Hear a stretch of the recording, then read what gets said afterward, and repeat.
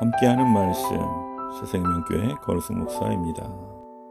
여호와께서 모세에게 이르시되 너는 이 아바림 산에 올라가서 내가 이스라엘 자손에게 준 땅을 바라보라.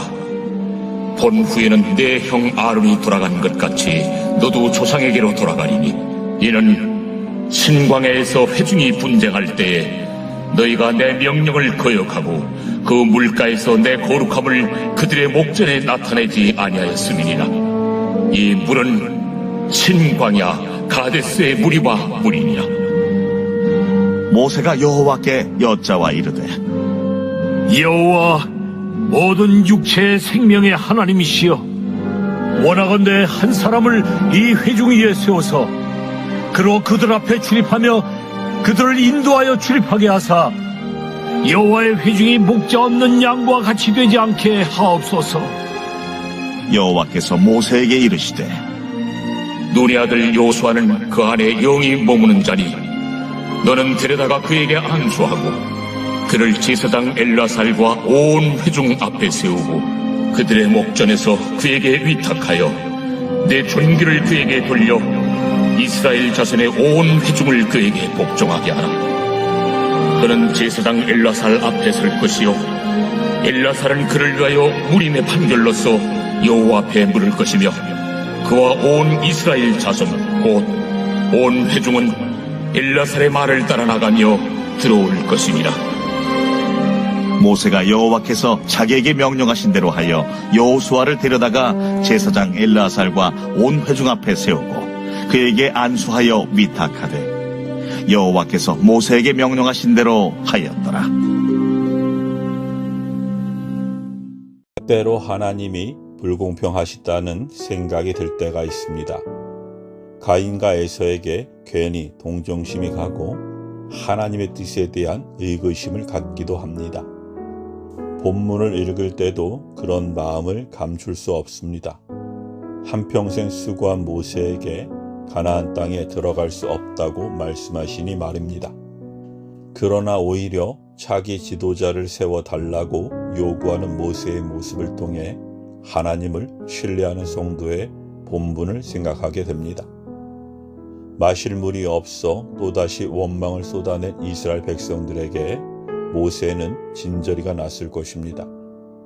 그래서 홧김에 지팡이로 바위를 2번 쳤을 뿐인데 하나님은 평생 수고한 모세에게 그 일 때문에 가나안 땅에 들어갈 수 없다고 선언하셨습니다. 그리고 이스라엘 민족이 이제 곧 가나안 땅에 들어갈 시점에 모세에게 아바림 산에 올라가서 가나안 땅을 보고 나서 조상에게 돌아갈 준비를 하라고 명하십니다. 출애굽 2세대들이라고 해서 원망의 말은 한 번도 하지 않을 리가 없습니다. 그런데 모세는 가나안 땅에 못 들어가고 그들은 다 들어간다니 억울하지 않겠습니까? 내가 그동안 수고한 일, 내가 당한 일 등에 초점을 맞추면 억울하고 분합니다. 상대방이 나보다 더 악한 사람인데 왜 그 사람이 아닌 나만 이런 일을 겪는가 하고 억울하게 여기는 순간 나는 주님이 필요 없는 의인이 됩니다. 하나님이 왜 나에게 이렇게 하시는지 이해할 수 없고 하나님이 잘못하신다는 생각까지 듭니다. 성도는 납득할 수 있는 상황에서만 하나님의 선하심을 고백할 수 있어서는 안 됩니다. 성도는 이미 넘치는 은혜를 받은 사람입니다.